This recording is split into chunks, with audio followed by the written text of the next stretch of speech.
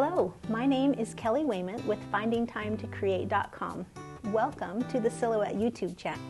Make sure to like and subscribe so you are notified of any new content we make, and make sure you put any comments so we can follow up and answer your questions.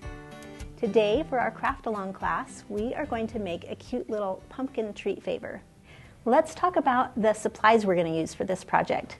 We're going to use the Portrait 4. It's great for this small little project.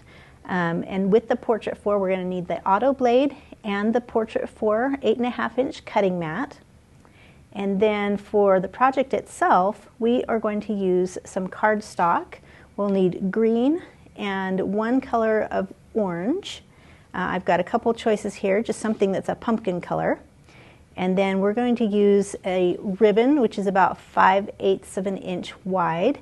And this is a cute little plaid ribbon, but you can use brown or green. It's going to make the stem.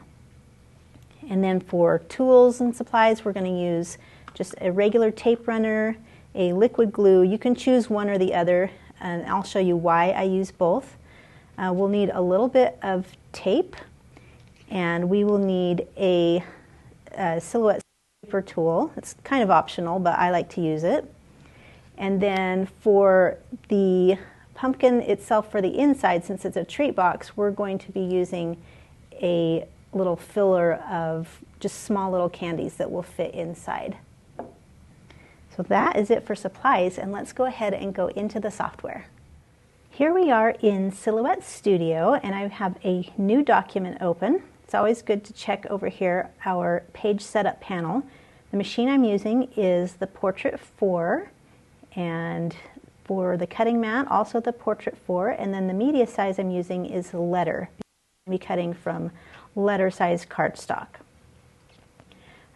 We're going to use design number 21556. So I've already purchased that, so I'm going to just go into my library, and I can either type pumpkin box or 21556, and that is in my folder already, and so I'm just going to double click to open that. And you can see that it opens up with enough pieces to make one pumpkin, but since we can fit it, we're going to do two pumpkins. So I'm just going to select both of these and make a duplicate. So one of the easiest ways to do that is just hold my Alt key or Option on a Mac and click and drag a copy away. I'm also going to make these, you don't have to do this, but I'm going to increase the line thickness a little bit just so you can see it better.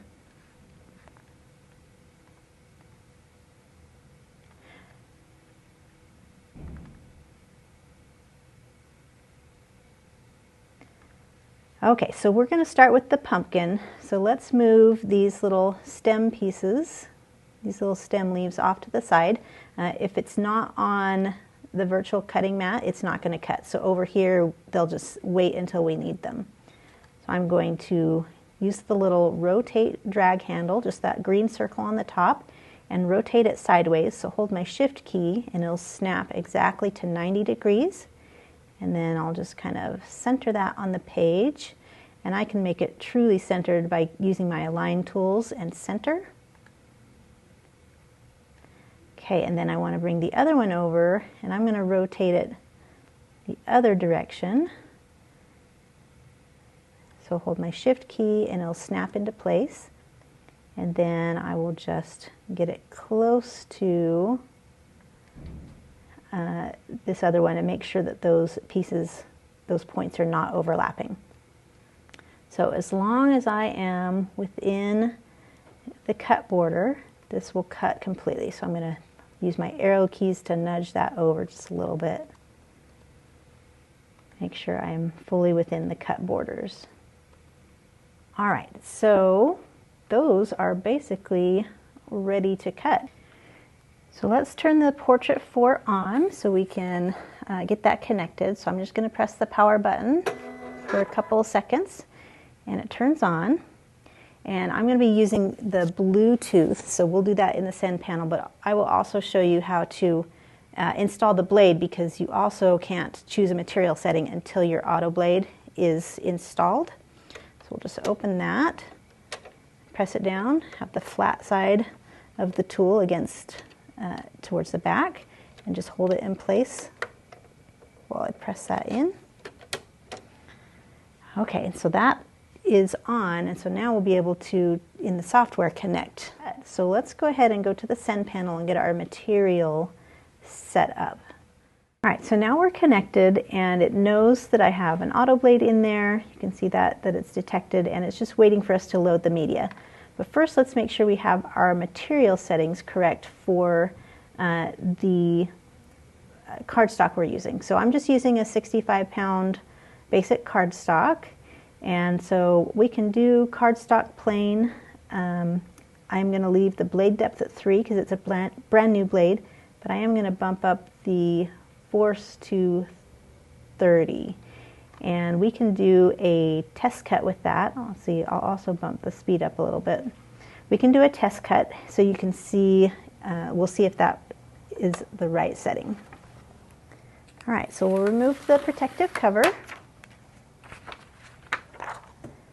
and just place our cardstock on the sticky part of the mat.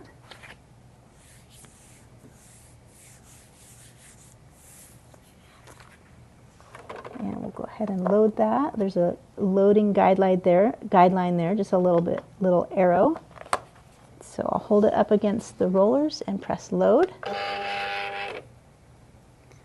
Okay, and so now when I do a test cut, I have room in the upper left corner, so we'll just let the machine do its natural test cut.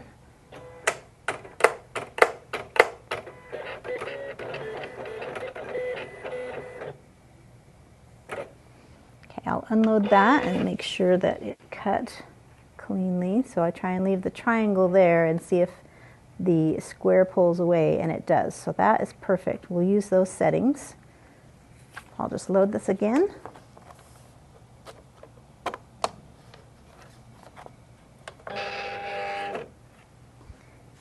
And this time it'll cut both of those pumpkin shapes just when I click send. And the software is nice and helpful. It gives you little reminders to make sure that you've loaded everything appropriately. And when you're sure you've done that, just click send.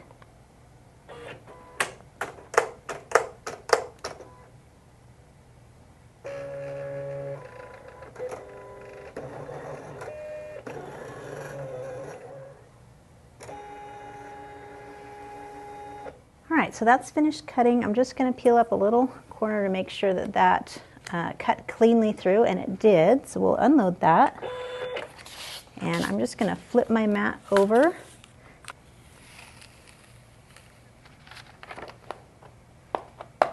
So when I flip the mat upside down, this usually helps the paper to keep from curling. But you can also, especially with the extra piece that we're not going to save the outer edge, you can just peel that up. It doesn't matter if it curls too much.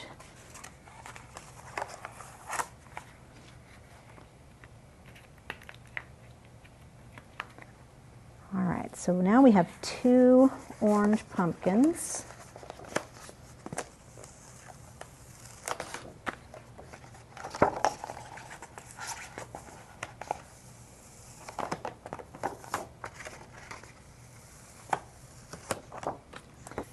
Okay, before we go back into the software, I'm going to go ahead and load the green paper. So again, it is just letter size paper. Put it at the top of the mat. Make sure that the top edge goes in first. We're not going to need a test cut on this one because it's exactly the same weight of paper, and I already know that was a clean cut. So we will just go into the software, and we'll go back to the design page and just move these off to the side. Remember that the side area is just a holding area. Only things on the virtual mat will cut. So we'll go ahead and bring these 2 little leaves over. And back to the Send tab. Leave all those same settings. Actually, I'm going to bump up the speed a little bit because I know that's working well, and we'll click send. Again, acknowledge that that is ready. You've got everything loaded the way it should be, and click send again.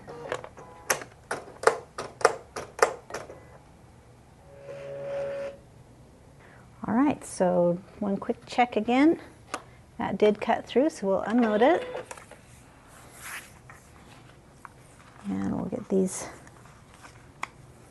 leaf pieces off.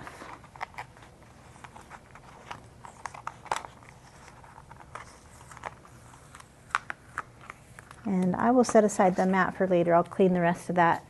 But let's go ahead and just get on to the assembly. I'm just going to do one of these. We'll start with the leaf piece. This is where we'll use the scraper tool, and we'll just give a little bit of dimension to the top. You can just kind of roll your thumb along the paper against the scraper tool and just kind of alternate, going whether these curl up or down. You can make them all the same direction if you want to. And since there's 5, some of them will go the same direction, and then just kind of curl it, and so it just has a little more natural look and personality to that. And we'll just set that aside. And then we'll use our pumpkin piece.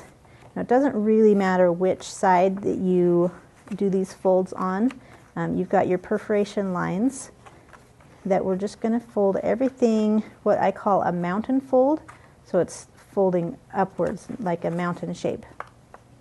So we'll do that with all the long pieces for the different segments and this little glue tab here. And then there's other perforations. It's going to be a mountain fold again, but we're trying to tuck this little center down. So if you can see that, we've got the center pieces kind of coming up into the pumpkin. It will be hidden on the inside. So now we will just grab some glue. When I am doing a three-dimensional piece that's got pieces kind of pulling with forces against each other, I like to use both a liquid glue and a dry glue. So you can see we want that to hold nice and tight, and these aren't going to last very long because they're just treat boxes, but this is what I do for all of my 3D crafts, is I will do some dry glue in the middle because that's going to be a nice quick hold and hold it instantly, and then the liquid glue is stronger. So if I put some liquid glue in there, then once that dries and the dry adhesive will hold it in place while it dries, then it's got a nice strong hold. So you're just tucking that in there, so only the glue tab will tuck inside the pumpkin and you won't see it. And you're just lining up the edge there. And then give it a little pressure with your fingers. Kind of press on both sides.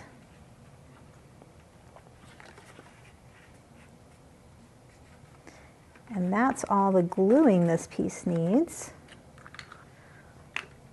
So now we're just going to create the stem. So what we can do, and that's going to be threaded through these holes and hold it together. So we're going to put a knot on one end of our stem here, kind of a big knot so it doesn't go through those holes. And then we're just going to turn this into a threading tip by just adding some masking tape to the tip.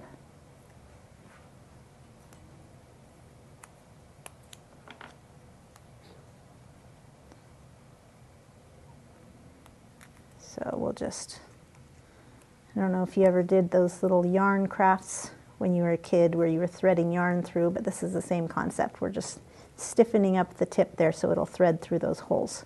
So a knot on one end and a stiff tip on the other. And I found that you can either overlap these and try and get your thread through all at the same time, but it's a little hard once it kind of closes. I'm just going to snug that knot up there and then just thread the rest one at a time.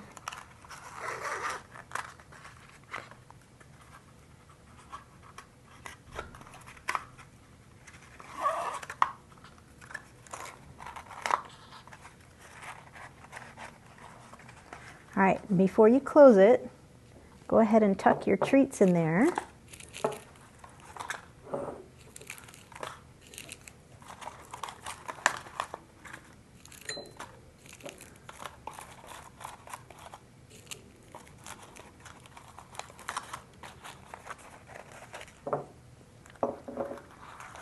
And then we've just got that one last hole to go through there.